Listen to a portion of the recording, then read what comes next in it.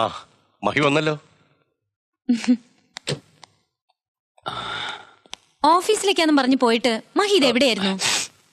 ഒരു സൈറ്റ് കാണാനുണ്ടായിരുന്നു. എന്നാ അത് പറഞ്ഞിട്ട് പോയായിരുന്നില്ലേ? ഡാഡി എത്ര നേരമായിട്ട് വെയിറ്റ് ചെയ്യുന്നു. വാ. Sorry sir. സാറോ? ഉഡ്ബിയുടെ ഫാദറിനെ അങ്ങനെയാണോ വിളിക്കേണ്ടത്? മഹിക്ക് ചായ എടുക്കാം. ചില തീരുമാനങ്ങൾ എടുക്കേണ്ടതുണ്ട് മഹിക്ക്.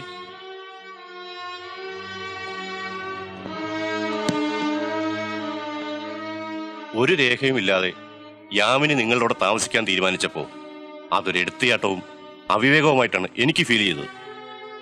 28 വർഷം അമേരിക്കയിൽ പലതരത്തിലുള്ള ജീവിതം കണ്ടു അനുഭവിച്ചു അറിഞ്ഞിട്ടുള്ള എനിക്ക് പോലും അവളുടെ ഈ ഡിസിഷൻ കൺസീവ് ചെയ്യാൻ സാധിച്ചില്ല. But she is correct. Now I admit it. മഹിയെ ലൈഫ് പാർട്ട്ണറാക്കാൻ അവൾ തീരുമാനിച്ച സ്ഥിതിക്ക് നമുക്കിതങ്ങ് രജിസ്റ്റർ ആയി കളയാം. എന്താ?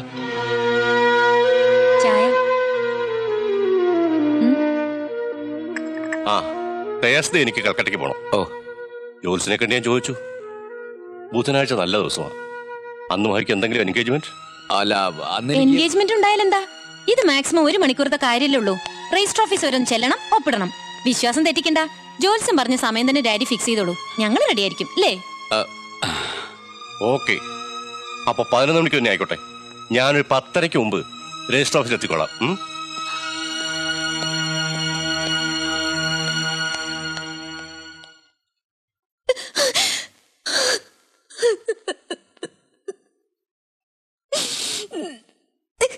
വിഷമിച്ചിട്ട് എന്താ കാര്യം മോളെ? ദൈവനിശ്ചയം അങ്ങനെയാണെന്ന് കരുതിയാ മതി. അങ്ങനെ പറഞ്ഞു ഒഴിയരുത് മാഷെ. ദൈവനിശ്ചയം മറിച്ചാണെങ്കിലോ? ഇപ്പൊ ഒരു തീരുമാനം എടുക്കണം. അത് മൃദുല വിചാരിച്ചാലേ നടക്കൂ. അവരെല്ലാം തീരുമാനിച്ച സ്ഥിതിക്ക് നമ്മളായിട്ട് ഇനി എന്ത് തീരുമാനിക്കാൻ? തീരുമാനിച്ചത് ആ മേനോനും മകളുമാണ്. മഹിക്ക് അതിലൊട്ടും താല്പര്യമില്ല. കുറെ കാലം കൂടെ കഴിഞ്ഞ പുരുഷൻ എന്ന നിലയ്ക്കെങ്കിലും മഹിയെ രക്ഷിക്കാനുള്ള ബാധ്യത മൃദുലയ്ക്കില്ലേ? മൃദുലയെ ഒത്തിരി സ്നേഹിച്ചുപോയി. ആ ഒരു തെറ്റേ മഹി ചെയ്തിട്ടുള്ളൂ. സ്വന്തമെന്ന് കരുതുന്നവരെ ശാസിക്കാനും തിരുത്താനും ശ്രമിക്കുന്നത് തെറ്റാണോ? ഇഷ്ടമുള്ളിടത്തെ പിണക്കം ഉണ്ടാവും. നിങ്ങൾ അകന്നതും അതുകൊണ്ടാണ്. ഇപ്പോ ദയവായിട്ട് കൊണ്ടുവന്ന ഒരു അവസര. യാമിനിക്ക് മഹിയോടുള്ളത് ഉള്ളിൽ തട്ടിയ സ്നേഹമൊന്നും അല്ല, വെറും ഒരു ഫാഷൻ ലവ്.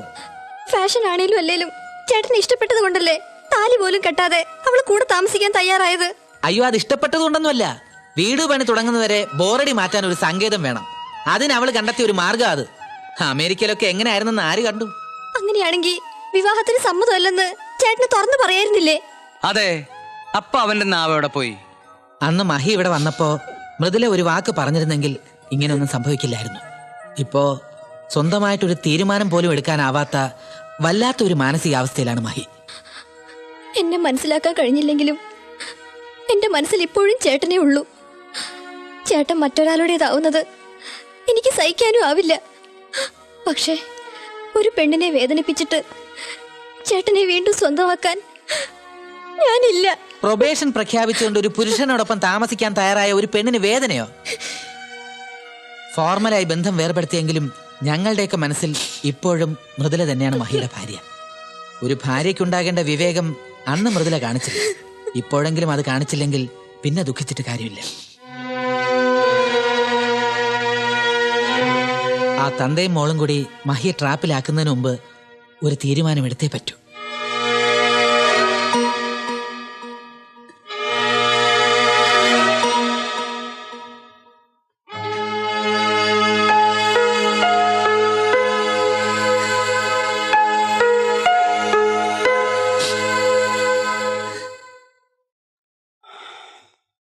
ഇല്ല, അവള് വരില്ല. വരുമെന്ന് തന്നെയാണ് എന്റെ മനസ്സ് പറയുന്നത്. നീ ഒന്നുകൂടെ ചെന്ന് വിളിച്ചാ മതി. മറ്റൊരു പെണ്ണിനോടൊപ്പം താമസിക്കുന്ന ഒരു പുരുഷനെ സ്വീകരിക്കാൻ മൃദുല ഒരിക്കലും തയ്യാറാവില്ല. എനിക്ക് അവളറിയാം, അതുകൊണ്ട് പറഞ്ഞതാ. ഒന്ന് സംസാരിച്ച് നോക്കുന്നതുകൊണ്ടെന്താ? ബുധനാഴ്ചയല്ലേ ആ തന്തയും മോളും മഹിയുടെ കുരുതി ഫിക്സ് ചെയ്തിരിക്കുന്നത്? വിഷമിക്കണ്ട, തിങ്കളാഴ്ച നല്ല ദിവസാ. അന്ന് തന്നെ മൃദുലയുമായിട്ടുള്ള പുനർവിവാഹം നമുക്ക് നടത്താം. എന്താ?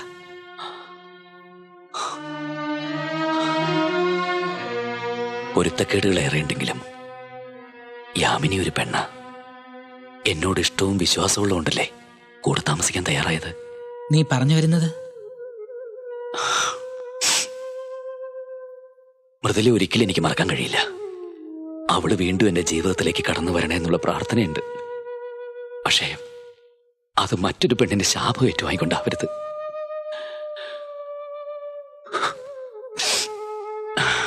എല്ലാരും പറയാറില്ലേ വിധിയാണെന്നൊക്കെ. ഞാനും അങ്ങനെ വിചാരിച്ച് സമ്മാനിച്ചോളാം.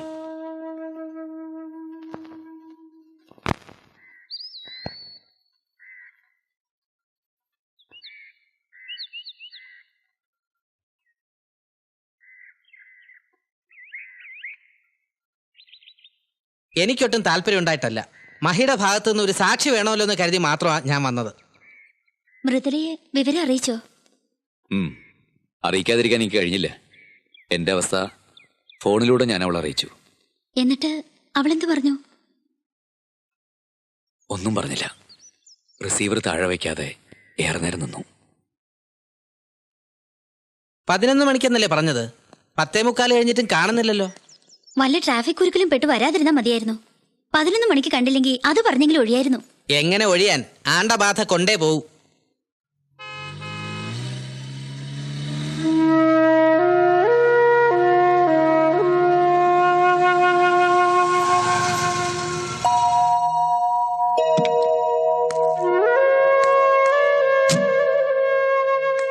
കാത്തുനിന്ന് ബോറടിച്ചോ?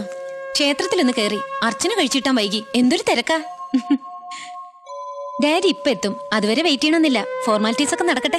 പേപ്പേഴ്സ് ഒക്കെ റെഡി ആയിട്ടുണ്ട്. അതിനുള്ള ഏർപ്പാടുകൾ ഇന്നലെ തന്നെ യാമിനിയുടെ ഡാഡി ചെയ്തിരുന്നെന്ന് രജിസ്ട്രാർ പറഞ്ഞു. ഇനി ഒപ്പിട്ടാ മതി. എന്നാ പിന്നെ താമസിക്കണ്ട, സൈൻ ചെയ്യാം. എന്താ മഹിക്കൊരു മൂഡ് ഓഫ്?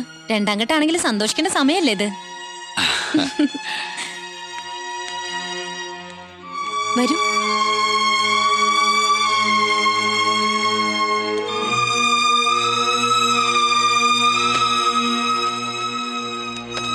ഇവിടെ ഒപ്പിട്ടോളൂ.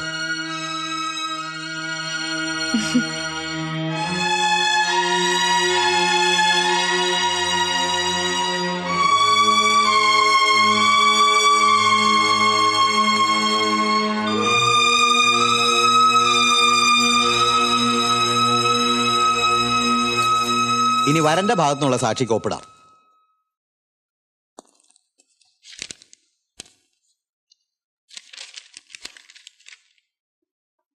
വരനും വരന്റെ സാക്ഷിയും വധുവിന്റെ സാക്ഷിയും ഒപ്പിട്ടു. വധു വന്നില്ലേ?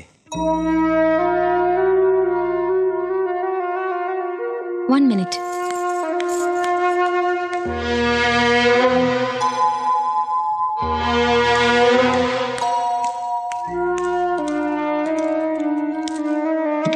ഇറങ്ങൂ.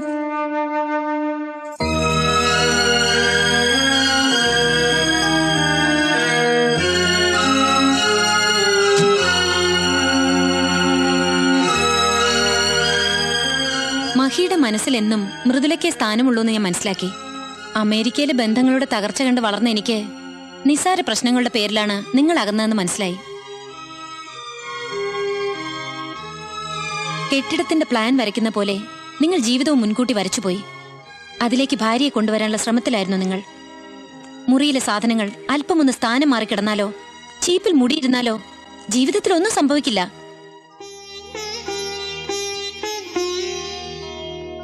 ഭർത്താവിന്റെ അഭിരുചിക്കനുസരിച്ച് അല്പമെങ്കിലും മാറാൻ മൃദുലയ്ക്കും കഴിഞ്ഞില്ല. എനിക്കറിയാം. എന്നിട്ടും നിങ്ങൾ രണ്ടാളും പരസ്പരം ഒത്തിരി ഇഷ്ടപ്പെടുന്നു. അതാണ് സത്യം. ചെറിയ അഭിപ്രായ വ്യത്യാസത്തിന്റെ പുറത്ത് ഡാഡിയെ ഉപേക്ഷിച്ച് മറ്റൊരാളുടെ കൂടെ പോയ മമ്മിയുടെ ദുരന്തം ഞാൻ കണ്ടതാണ്. മഹിയുടെ ജീവിതത്തിൽ മൃദുല കൊച്ചു കൊച്ചു പൊരുത്തക്കേടുകൾ ഉണ്ടാക്കി. പിന്നീട് ഞാൻ കടന്നുവന്ന് വലിയ വലിയ പൊരുത്തക്കേടുകൾ മനഃപൂർവ്വം ഉണ്ടാക്കി നിങ്ങൾ അസ്വസ്ഥനാക്കി. എനിക്കിപ്പോ സന്തോഷമുണ്ട്. മൃദുല എന്നേക്കാൾ എത്രയോ ഭേദമായിരുന്നെന്ന് മഹി ചിന്തിച്ചു തുടങ്ങിയപ്പോ എനിക്ക് സന്തോഷമായി. പരസ്പരം ഇഷ്ടപ്പെടുന്നവർ അപൂർണതകളും സഹിക്കണം. അച്ഛൻ വന്നല്ലോ. ഇനി മൃദുല ഒപ്പിട്ടോളൂ. വാ.